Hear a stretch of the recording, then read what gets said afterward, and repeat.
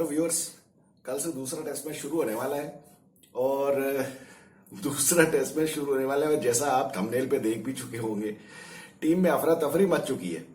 अफरा तफरी मच चुकी है कैसे कि ये तो हमको अभी 3-4 दिन से समझ में आ रहा है। जिस तरह की प्रेस कॉन्फ्रेंस चल रही है इन लोगों की, जिस तरह की ऊटपटांग बातें कर रहे हैं, मैं तो ये कहूंगा कि ये सीरीज नहीं, सीरीज के नाम पे चुटकुले सुनाए जा रहे हैं हमको। मतलब अब कल से दूसरे चुटकुला सुनेंगे आप।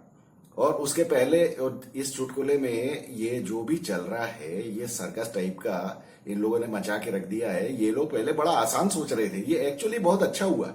आप लोगों को याद होगा व्यूअर्स, मैं हमेशा ये कहता हूं कि सीरीज कॉम्पिटिटिव होनी चाहिए। और कॉम्पिटिटिव होने के लिए हम लोग तो यहां तक कहते थे कि भाई जो विजिटर टीम है उसके फेवर में टॉस का डिसीजन होना चाहिए। कि टॉस ये मान लो कि भाई विजिटर टीम जीत गई है, अब उसको डिसाइड करने दो कि क्या करना है। लेकिन यहां तो हमारे कप्तान साहब ने क्या किया कि खुद ही कुल्हाड़ी पे ही पैर मार दिया। तो और उस पे ऊपर से ये भी तुर रहा कि पिच भी जाके देख आए, पिच को दबा के भी देख लिया, पैर से सब कुछ कर लिया। उसके बाद अपने कबाड़ा करवा लिया और उसके बाद फिर गलती भी मान ली। उसके बाद बोलने लगे कि हमारी टीम ने फाइट बहुत अच्छा किया। हालांकि टीम में फाइट सिर्फ 2 लोगों ने किया, लेकिन पूरी टीम को उसका श्रेय दे दिया। फिर उसके बाद अभी हम सुन रहे हैं कि इन्होंने वॉशिंगटन सुंदर को भी बुला लिया है। अब इस टाइम वॉशिंगटन सुंदर को बुलाने का जो मतलब है ना, एक्चुअली कोई सेंस बनता नहीं है। जब आपने 15 पहले डिक्लेयर कर रखे थे, अब आपने वॉशिंगटन सुंदर को क्यों बुलाया? इससे ही पता चलता है कि ये पूरा सब कुछ जोक चल रहा है। ना तो गौतम गंभीर को कुछ समझ में आ रहा है, ना अपने कप्तान रोहित शर्मा को कुछ समझ में आ रहा है, और ये भयंकर तरीके से डरे हुए हैं। व्यूअर्स कोई माने या ना माने, ये लोग बुरी तरह से डर गए हैं। अब इनको ये डर लग रहा है कि अब ये इनके ऊपर एक कालिख पुतने वाली है कि ये 18 सीरीज जो लगातार जीते हैं, अब ये जो 19वीं सीरीज हारने वाले हैं, इसका जो कलंक है ना, इनके चेहरे पे ही मढ़ा जाएगा। और ये बिल्कुल बिल्कुल पॉसिबिलिटी है। जिस तरह से न्यूजीलैंड खेली है, वो तो they were on top of their game, और हमारे कप्तान को और कोच को तो कुछ समझ में ही नहीं आ रहा था।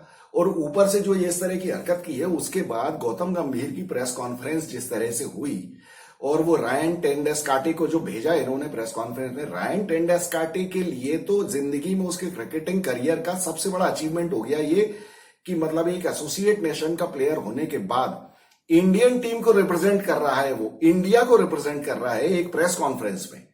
क्योंकि ऑब्वियसली अब मतलब यहां तो अगर वो टेंडुलकर अगर बोल रहा है तो ऑब्वियसली वो इंडिया को रिप्रेजेंट कर रहा है, भले वो कहीं का भी हो। लेकिन भले उसने बेचारे ने कोई मतलब एसोसिएट नेशन से ही क्रिकेट खेली हो, लेकिन ये उसके लिए सबसे बड़ा अचीवमेंट है।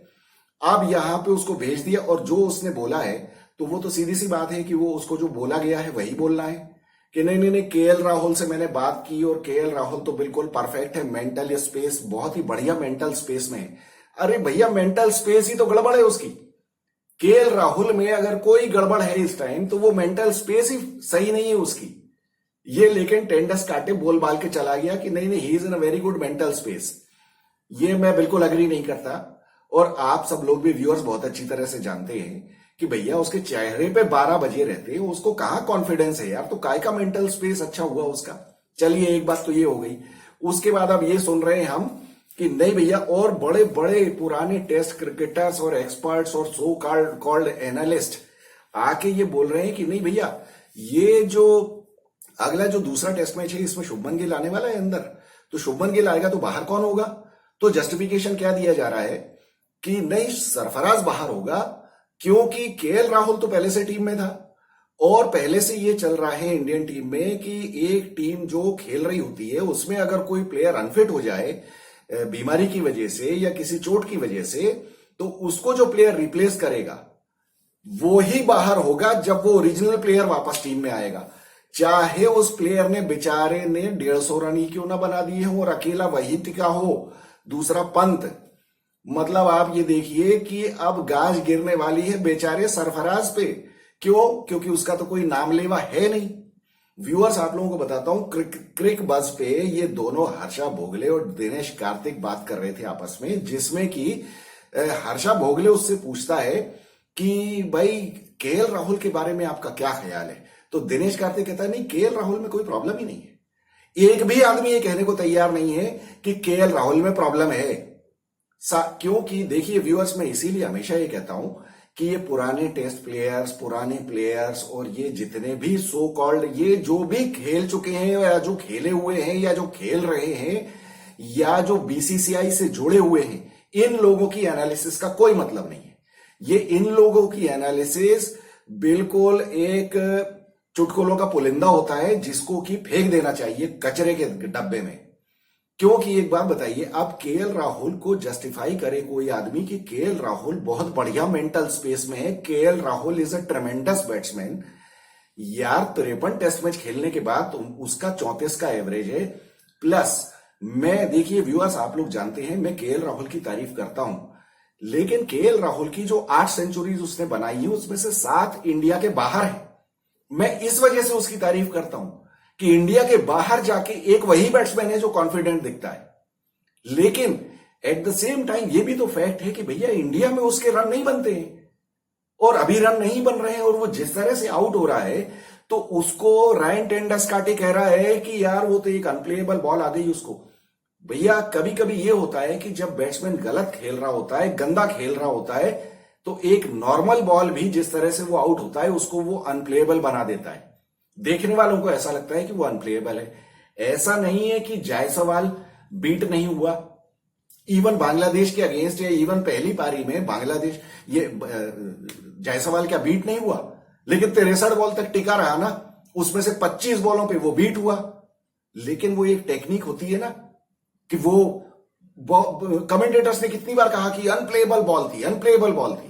तो भैया क्या रीजन है कि जायसवाल आउट नहीं हुआ, लेकिन उसी अनप्लेएबल पहली बॉल पे ही केएल राहुल आउट हो जाता है? इसका मतलब आपकी टेक्निक में गड़बड़ है।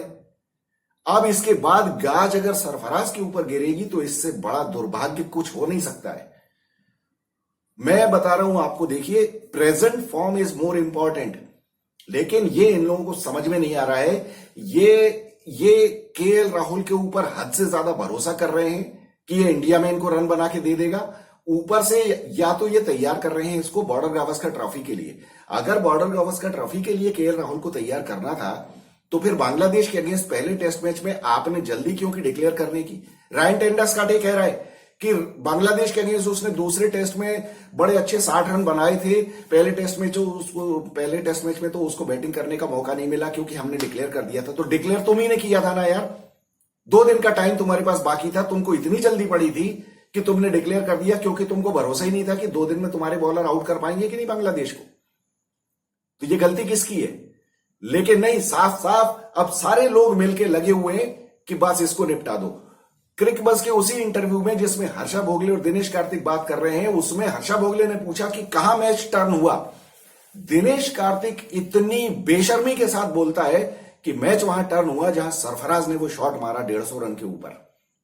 देखिए व्यूअर्स, तीसरे दिन का गेम चल रहा था जब सरफराज आउट हुआ था, चौथे दिन का सॉरी, तो हमने भी ये कहा था कि सरफराज ने उस टाइम गलत शॉट मारा।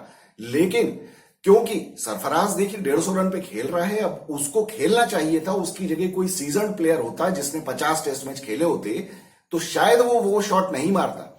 लेकिन चौथा टेस्ट मैच खेल रहा बल्लेबाज, 26 साल की उम्र है उसकी, और उसका वैसे भी टीम में उसका कोई ठिकाना नहीं है, ना कोई गॉडफादर मुझे दिखता है। अब उसके बाद उसने मार दिया शॉट, हो गया।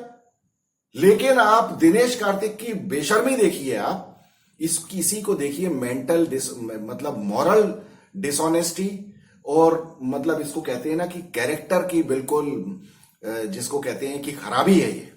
अगर कोई आदमी सरफराज के ऊपर ब्लेम करता है, एक बार भी फूटे मुंह से दिनेश कार्तिक ने ये नहीं कहा कि विराट कोहली ने गलत शॉट मारा। 116 टेस्ट मैच खेलने के बाद उसको यह मालूम नहीं था कि मुझे बाहर जाती हुई बॉल जो दिन की आखिरी बॉल है उसको टच नहीं करना है। लेकिन दिनेश कार्तिक के फरिश्ते भी ये बात नहीं बोल सकते, नहीं तो फिर आरसीबी की मेंटरशिप कैसे मिलेगी यार? आरसीबी में अगर नौकरी चाहिए दिनेश कार्तिक को तो विराट कोहली के तो पैर धोके पीने ही पड़ेंगे ना, जो कि वो कर रहा है। Sarfaraz is an easy scapegoat. Sarfaraz के ऊपर ब्लेम डाल दो। ना केएल राहुल को ब्लेम कर रहा है दिनेश कार्तिक, ना विराट कोहली को कह रहा है, ना रोहित शर्मा को कह रहा है।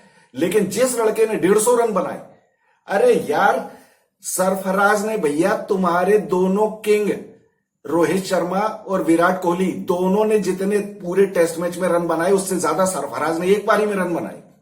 उसके बावजूद मॉरल डिसऑनेस्टी, इंटेलेक्चुअल डिसऑनेस्टी इस लेवल की है ये दिनेश कार्तिक की और हर्षा भोगले की कि ये लोग वहां बैठ के सरफराज को क्रिटिसाइज कर रहे हैं। ये इसका बदला मिलेगा इन लोग। मैं देखिए व्यूअर्स, मैं सीरियसली इस चीज को मानता हूं, आप सही तरह से खेलते हुए हार जाओ, मुझे कोई प्रॉब्लम नहीं है, लेकिन आप बेईमानी मत करो। ये दिनेश कार्तिक और हर्षा भोगले जैसे और ये बाकी जो एनालिस्ट हैं जिनकी हिम्मत नहीं हो रही है ये बोलने की कि विराट कोहली और रोहित शर्मा जिम्मेदार हैं इस हार के लिए, उन लोगों के ऊपर मुझे सीरियस ऑब्जेक्शन है। सरफराज एक गरीब बेचारा आदमी, गरीब से मेरा मतलब अभी नया नया लड़का आया है टीम में, वो तो बहुत ही इजी टारगेट है ना। उसके ऊपर बोल दोगे ना तो उसकी कोई फैन फॉलोइंग है ना कुछ है, 2-4 लोग 50 लोग गाली देंगे हमारे जैसे जिनको कोई सुनता नहीं है, और बस आपकी वाह हो जाएगी कि नहीं। अरे विराट कोहली बोलेगा कि आइए आइए आप तो आरसीबी की मेंटरशिप ले लीजिए। दूसरी बात यह है कि हर्षा भोगले और दिनेश कार्तिक को बहुत अच्छी तरह पता है कि अगर सरफराज की जगह किसी और को क्रिटिसाइज करेंगे, अगर रोहित शर्मा को क्रिटिसाइज करेंगे तो बीसीसीआई नाराज हो जाएगा, तो अगला कमेंट्री का असाइनमेंट नहीं मिलेगा। इन लोगों को भी तो ऑस्ट्रेलिया जाना है ना भैया बीजीटी की कमेंट्री करने। इन लोगों का तो भैया धंधा यही है ना, तो धंधे में चमचागिरी करते रहो और चुपचाप अपने फायदे उठाते रहो। उसके चक्कर में भले सरफराज जैसे बच्चे की बलि चढ़ जाए, इन लोगों को भगवान माफ नहीं करेगा कभी। ये मैं सही बता रहा हूं, अगर इन लोगों ने सरफराज को निकाला ना, इन सब लोगों को भुगतना पड़ेगा। और कल के मैच में अगर ये सरफराज को निकालेंगे ना व्यूअर्स, मैं आपको बता रहा हूं, मेरी बद्दुआ रहेगी इंडियन टीम को कि इनको ये सीरीज हारना चाहिए। और ये तो वैसे भी 95% कॉन्फिडेंट मैं हूं कि ये लोग ये सीरीज हारेंगे। ये इनके बस का नहीं है। जिस तरीके के उल्टे सीधे काम ये कर रहे हैं, गौतम गंभीर वहां कह रहा है कि हमने वॉशिंगटन सुंदर को इसलिए बुलाया है क्योंकि न्यूजीलैंड की टीम में 3-4 लेफ्ट हैंडर्स हैं। तो तुमको अभी सेकंड टेस्ट मैच में समझ में आया गौतम गंभीर? ये गौतम गंभीर वही है। गौतम गंभीर की मैं बहुत तारीफ करता हूं as a player, as a coach, as a captain, he was very good. लेकिन यहां इंडियन टीम का कोच बनते ही ये तो वही रागल आपने लगा जो बाकी कोचेस बोला करते थे। और उस टाइम ये बाहर बैठ के दुनिया को क्रिटिसाइज किया करता था कि हीरो वर्शिप और ये और वो और फलाना ठिकाना। तो अभी हीरो वर्शिप तुम नहीं कर रहे हो तो क्या कर रहे हो? अगर तुम केएल राहुल को यहां कल खिला रहे हो सरफराज की जगह, तो ये हीरो वर्शिप नहीं है तो क्या है? वो बेचारे बच्चे सरफराज ने, जिसने अपनी पूरी जान लगा दी टेस्ट बचाने के लिए, उसको निकाल के आप केएल राहुल को खिला रहे हो। और अब इधर डर के मारे आप वॉशिंगटन सुंदर को बुला के लाए। तुम क्या 4 स्पिनर खिलाओगे? गौतम गंभीर और रोहित शर्मा ये 4 स्पिनर खिलाना चाहते हैं क्या? मतलब कुलदीप, जडेजा, अश्विन, अब वॉशिंगटन सुंदर भी। इसका मतलब यह है व्यूअर्स कि इन लोगों ने अब ये आ गए हैं वापस औकात पे डर के मारे। इसका मतलब यह है कि उन्होंने क्यूरेटर को बोल दिया है कि अब बाकी तेल लेने गई स्पोर्टिंग पिच, तुम वापस गड्ढे बनाओ, क्योंकि गड्ढे बनाए बिना ये लोग कर नहीं सकते हैं काम। ये डर गए हैं बुरी तरीके से, इनको सीरीज हारने का डर लग रहा है। और ये बहुत अच्छी बात है, ये बेईमान लोगों को सीरीज हारना ही चाहिए। इस तरीके से मेरी टीम अगर जीते बेईमानी करके, तो मुझे तो ऐसी जीत चाहिए ही नहीं। ये तो थू करने वाली बात है, पूरी दुनिया थू करेगी तुम्हारे ऊपर। तुम इस तरह के डिसीजंस लोगे डर के मारे। अभी ये लोग पहले ज्ञान क्या बांट रहे थे, जब बांग्लादेश जब टीम आने वाली थी उस टाइम ये कह रहे थे नहीं हम लोग स्पोर्टिंग पिचेस बनाएंगे, क्योंकि ये लोग ऑस्ट्रेलिया के टाइम से, इंग्लैंड के टाइम से ही डर गए थे। जब इन्होंने गड्ढे बनाए और ये हारे पहला मैच, उसके बाद से इनकी पोल पट्टी खुल गई। तो फिर इन्होंने स्पोर्टिंग पिचेस बनाई, किसी तरह इंग्लैंड को निपटा दिया, क्योंकि वो टीम ही घटिया खेल रही थी। उसमें नए लड़के बहुत सारे थे, स्पिनर उनका मेन चला गया था जैक लीच। ये लोग बांग्लादेश के अगेंस्ट इन्होंने कहा स्पोर्टिंग पिचेस, ठीक है स्पोर्टिंग पिचेस पे आप जीत गए। यहां जो मैच हारे हैं स्पोर्टिंग पिच बना के और अपनी गलती से टॉस हार जीतने के बाद भी गलती करके, अब इन लोगों की दम निकल गई है डर के मारे। ये बुरी तरह डरे हुए हैं। इनको लग रहा है कि अब बस गई सीरीज हमारे हाथ से, इसलिए वॉशिंगटन सुंदर को भी बुला लो और पिच बना दो वही गड्ढे वाली जिसपे धुआंधार स्पिन हो। अब धुआंधार स्पिन अगर होगी, इन लोगों की हालत खराब हो जाएगी। एक चीज और है, वॉशिंगटन सुंदर को लेने के पीछे एक और बहुत बड़ा रीजन है, जो ये नालायक लोगों की बैटिंग नहीं चली है। बैटिंग भाई साहब दोनों पारियों में नहीं चली। पहली में तो 46 पे ही आउट हो गए, दूसरी पारी में सिर्फ 2 बल्लेबाज खेले, वो जो विराट कोहली और रोहित शर्मा खेले उसको कोई मैं रन नहीं मानता हूं। 70 और 50 कोई स्कोर नहीं है मेरी नजर में एक टेस्ट मैच में। तो वहां पे इन लोगों को डर के मारे अब इनको 8वें नंबर पे बैट्समैन चाहिए, और वो वॉशिंगटन सुंदर से बड़ा कौन हो सकता है, क्योंकि दिल्ली के अगेंस्ट रणजी ट्रॉफी में अभी वो 150 रन ठोक के आया है, और वैसे भी उसका प्रूवन है रिकॉर्ड की वो is a very good batsman. हाथ घुमा के वो स्पिन कर लेगा, तो वो जितना गड्ढे वाली विकेट बनाएंगे उसमें वॉशिंगटन सुंदर भी विकेट ले लेगा। उसमें तो मैं हमेशा से कहता हूं कि वो तो ऋतिक शौकीन भी ले लेगा विकेट। तो अब ये लोग आ गए हैं अपनी पुरानी औकात पे कि भैया किसी तरह सीरीज बचाओ, नहीं तो बहुत बुरी बेइज्जती हो जाएगी इन लोगों की। और इन लोगों की ये जो बेईमानी की अप्रोच है ना, सरफराज को निकालने वाली और ये गड्ढा विकेट बनाने वाली, इनको हारना ही चाहिए सीरीज, क्योंकि इस तरह की बेईमानी की जीत मुझे तो नहीं पसंद है। बाकी दुनिया में किसी को पसंद हो, व्यूअर्स आप लोग बताइए, क्या आप लोग इस चीज को बर्दाश्त करेंगे कि आपकी टीम जीत जाए इस तरीके की घटिया विकेट बनाने के बाद? आप लोगों को एंजॉयमेंट आएगा उस सीरीज की जीत में? ये डरपोकपना है कि नहीं है? ये इस कदर बेईमान, और गौतम गंभीर से मुझे उम्मीद नहीं थी कि इस तरह का डरपोकपना करेगा ये। रोहित शर्मा में तो अकल ही नहीं है, मुझे पता है रोहित शर्मा के बस का नहीं है। रोहित शर्मा से खुद रन नहीं बन रहे, उस प्रेशर में है वो। बाकी लेकिन इन लोगों ने बहुत कबाड़ा करके रखा है, पता नहीं क्या करने वाले हैं ये लोग। और व्यूअर्स आप लोग क्या सोचते हैं, अगर इन्होंने स्पिनिंग विकेट बना दिया तो फिर होगा क्या? क्या न्यूजीलैंड वाले क्या बिल्कुल अपने बल्ले क्या घर छोड़ के आए? वो पहले मैच में तो दिखाई दिया ना उन्होंने, उनके पास भी 3-3 स्पिनर हैं। अगर आपने स्पिनिंग ट्रैक बनाया ना, तो वही सचिन रविंद्र और ग्लेन फिलिप्स और वो उनका मेन एजाज पटेल, ये भूत बन के चिपट जाएंगे इनके पीछे। फिर देखना ये भी इधर उधर भागते हुए नजर आएंगे, इंडियन बैट्समैन भी। और रन कौन बनाएगा कल के मैच में? रन बनाएंगे वही पंत, और वो अगर वॉशिंगटन सुंदर को खिलाए तो वो बनाएगा। बाकी ऊपर वालों को भूल जाओ आप, बाकी वो रोहित शर्मा 2-4 लपाड़े मार देगा बस, बाकी की चिंता ही मत करो आप। हाँ, विराट कोहली ने लास्ट टाइम साउथ अफ्रीका के अगेंस्ट पुणे में 254 बनाए थे रन, नॉट आउट। हाँ, तो 278 बना देगा कल, देखते हैं कितने बनाता है रन भाई साहब वही बनाने वाले जडेजा, वॉशिंगटन सुंदर, और वो थोड़े बहुत अश्विन बनाएगा और ये पंत बनाएगा। बाकी क्या, ये सारे आउट होने वाले हैं। और हाँ, हो सकता है जायसवाल बना दे, बाकी तो मुझे किसी से उम्मीद नहीं है।